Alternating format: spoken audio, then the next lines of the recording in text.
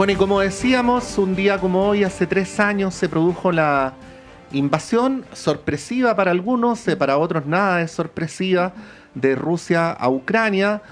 Una guerra que, con toda la controversia que hemos venido señalando en los últimos días, parece estar llegando a sus últimos momentos, con una victoria de Rusia y una derrota de Ucrania. Pero bueno, queremos analizar esto en perspectiva.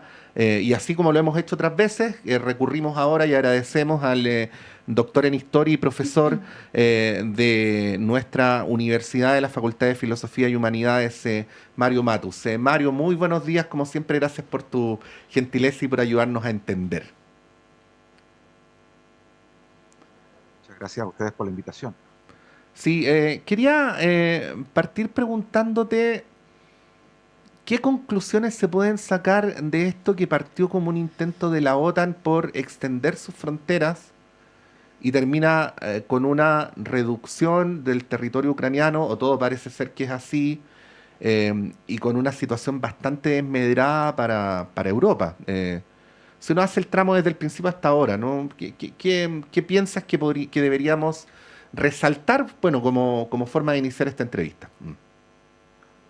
Vale, mira, yo creo que lo primero, como historiador, me veo obligado a situar Sí. este fenómeno, este conflicto, en una temporalidad que es más compleja. Y creo que es bueno como aporte propio de los historiadores, porque nosotros trabajamos con esas temporalidades más largas.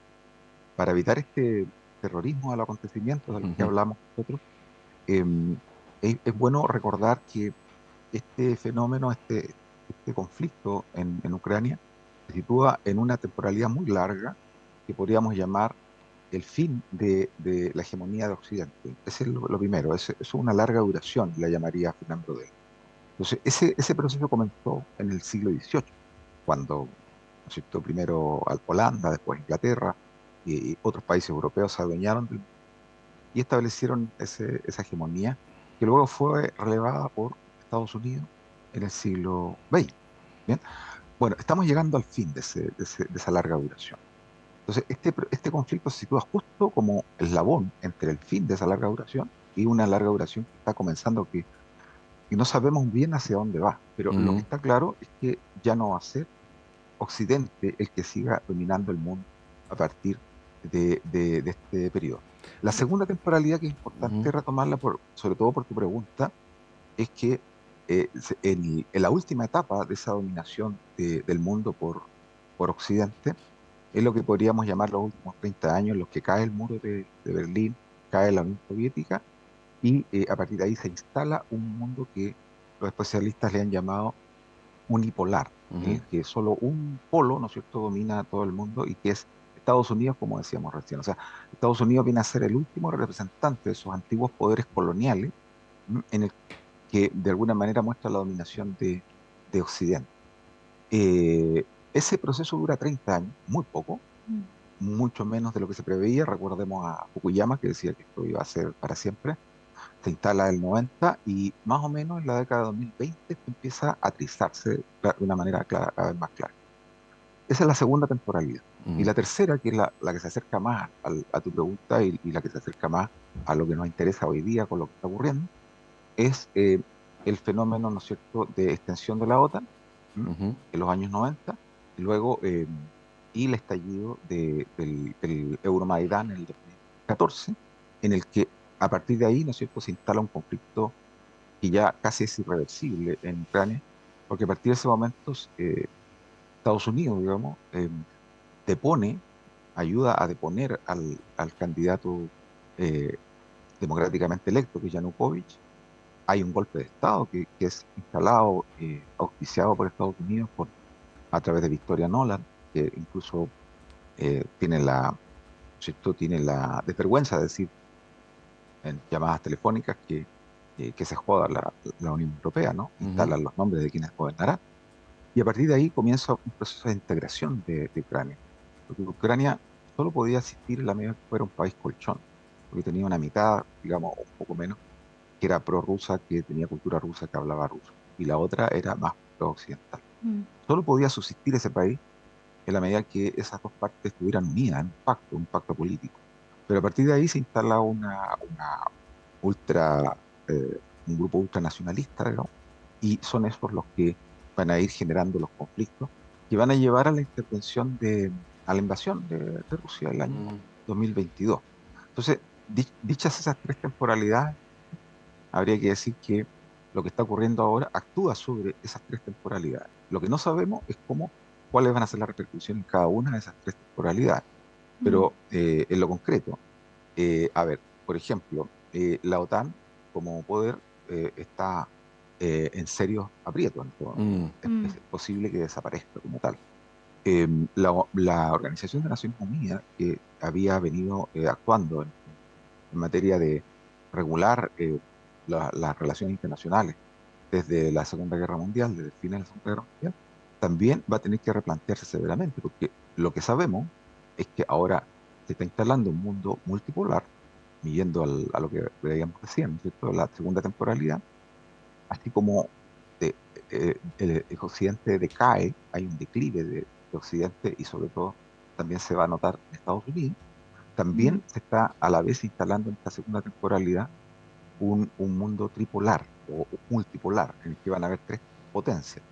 Y finalmente, ¿no es cierto?, en el caso de Ucrania, probablemente lo que vamos a tener va a ser, ¿no es cierto?, un fin de la guerra, negociado entre las partes directas y no los subalternos, entre Estados Unidos y Rusia.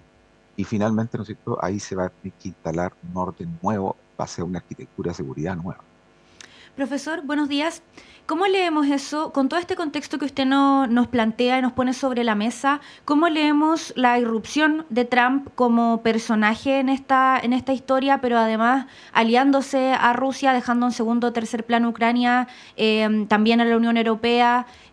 ¿Cómo se traduce esta nueva etapa que atraviesa el conflicto? Bien, bueno, se suele cometer el error de personalizar mucho estos fenómenos, Mm, así como se satanizó mucho lo que estaba ocurriendo con la invasión rusa, que sin duda es condenable, porque no es bueno que los países agredan, ¿cierto?, invadan a sus vecinos. También se ha tendido a personalizar mucho lo que ocurre en Estados Unidos con Trump. Hay que ir un poquito más allá. Los acontecimientos hacen mucho ruido, pero a veces es ruido fútil, es ruido superficial. Lo que hay que tratar de escarbar lo que hay debajo. Entonces, lo que tenemos básicamente es que Trump, eh, si no existiera Trump, habrían otros. Eso es lo que hay que decir. O sea, lo que ocurre en este momento es que hay dos estrategias que están en pugna en Estados Unidos. Una, que mantiene, ¿no es cierto?, esa idea un poco ya oxidada de que Estados Unidos aún tiene la capacidad para sostener este dominio hegemónico mm, y por lo tanto la expansión de la OTAN tiene que ser resguardada Ujú. y por lo tanto Ucrania tiene que vencer a Rusia para que pueda mantenerse, ¿no es cierto?, ese poder que en última instancia lo que pretende es debilitar a Rusia. Eh, Al mismo tiempo está la idea de que eso hay que hacerlo rápido para que el conflicto, digamos, más importante, que es con China, sorprenda a Estados Unidos preparado para esa segunda circunstancia. Esa estrategia la tomaron los belicistas del mundo demócrata y comandados por Joe Biden. Pero sin duda que hay otros actores dentro de la política norteamericana que opinan que esa estrategia esté equivocada. Lo que dicen ellos es que lo que hay que hacer, y suena bastante lógico, es que Estados Unidos ya no tiene la capacidad para seguir sosteniendo esa expansión de la OTAN hacia las fronteras de Rusia, y ya no tiene la capacidad para mantenerse en Medio Oriente, como ustedes ya han Ujú. visto, han salido de Irak, han salido de Afganistán, en muy malas condiciones, han tenido que salir también de África. mm, Es decir, hay un razonamiento ahí de que en estas circunstancias, cuando un poder del tipo de Estados Unidos está en declive, lo que tiene que hacer es fortalecerse internamente, replegarse. Mm. ¿M?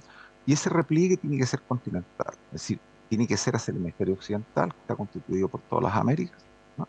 Y eso significa entonces que más que tratar de mantener ¿no es cierto?, una presencia y una influencia tangible en territorios que ahora ya es muy costoso mantener, lo que hay que hacer es invertir más bien en la seguridad continental. Una especie por eso que se está poniendo de moda una especie de nueva doctrina Monroe 2.0. Y eso es lo que está detrás de Trump. Trump lo que hace es, de alguna manera, representar a ese grupo que es muy importante, que no es solo él el que está pensando eso, que piensa que Estados Unidos debe replegarse hacia América del Norte, controlar el Canal de Panamá, apoderarse de Groenlandia, incluir a Canadá como Estado número 51, cambiarle el nombre al Golfo de México por Golfo de América. Todas esas cuestiones no están desconectadas. ¿Y por qué? Porque resulta que es más fácil pensar en una estrategia de repliegue que permita que Estados Unidos se fortalezca internamente, que establezca lealtades muy fuertes con sus vecinos más próximos, así con México, con Canadá, con Panamá, que se apodere de Groenlandia en la medida de constituir a América del Norte como una gran fortaleza. Sí. Por lo Mario, tanto, sí, Trump va por ahí. sí. Tú decías en la respuesta anterior que estaba terminando una temporalidad larga y estaba empezando otra, ¿no? Y a propósito de mi mención a que ha cambiado el escenario en estos 3 años, si yo quisiera ser simplista, te podría preguntar si esta guerra ha sido causa o consecuencia, ¿no?, de esta nueva temporalidad. Pero lo que más me interesa es que cuando se producen cambios de hegemonía como el que tú describes, a veces los países que están perdiendo hegemonía pueden atrasar esa pérdida de hegemonía o acelerarla, ¿no? Para esos efectos, ¿cómo describirías la decisión que en su momento tomó Ucrania con el respaldo de la Unión Europea y de Estados Unidos? Bueno, Ucrania fue un peón en todo esto, un peón trágico, Ujú, un personaje de opereta menor, digamos, en el que es usado por una de estas potencias y desechado, como va a ser ahora, ujú, claramente. ¿M? Y por lo tanto es una tragedia humana colectiva gigantesca. Pensemos que Ucrania tenía alrededor de 50 millones de habitantes al momento de la desintegración de la Unión Soviética.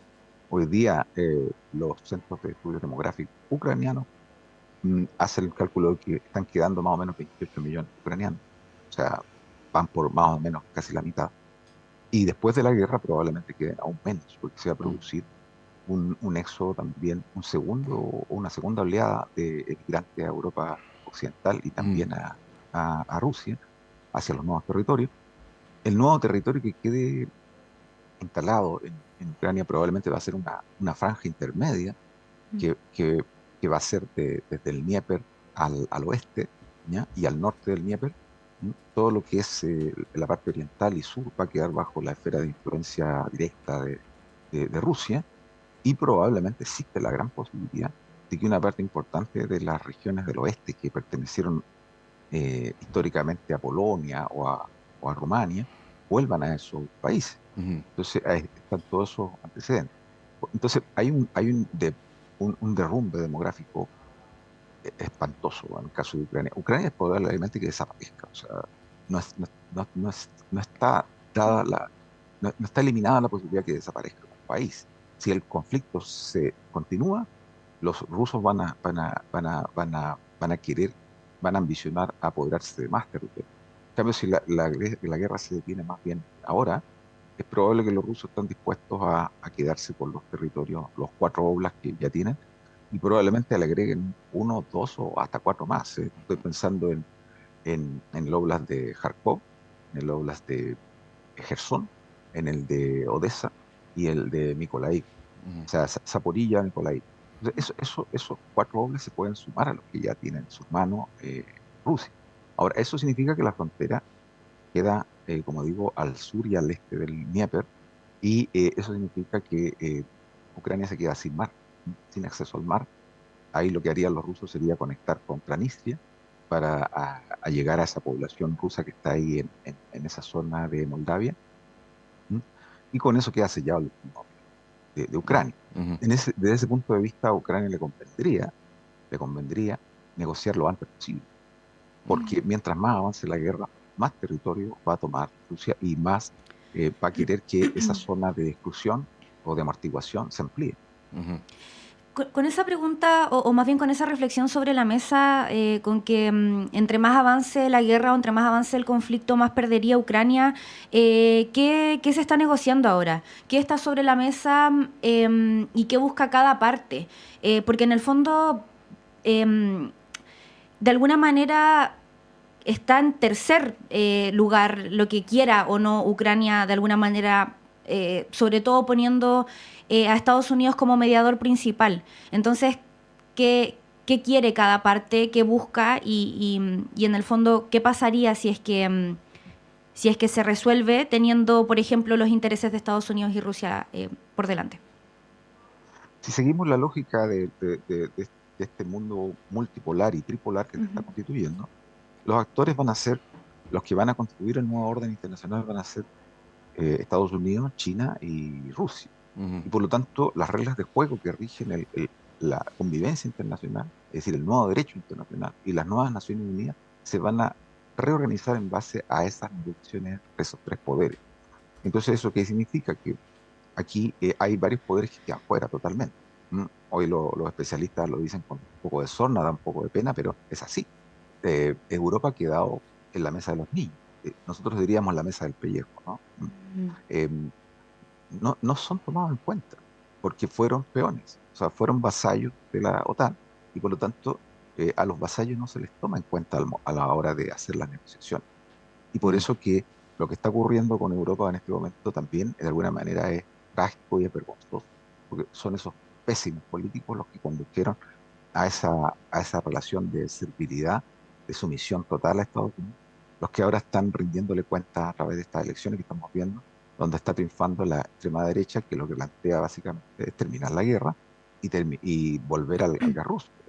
Mm. Entonces, desde ese punto de vista, los actores son cada vez menores si tú vas bajando el escalón, ¿no? Entonces, Europa desaparece como actor. O sea, Europa va a ser, hay que empezar a acostumbrarse a la idea de que Europa va a ser una pequeña península de un gran continente asiático y va a ser así, algo así como un gran parque temático o un museo histórico donde todo el mundo va a querer ir a sacarse fotos y a ir de vacaciones.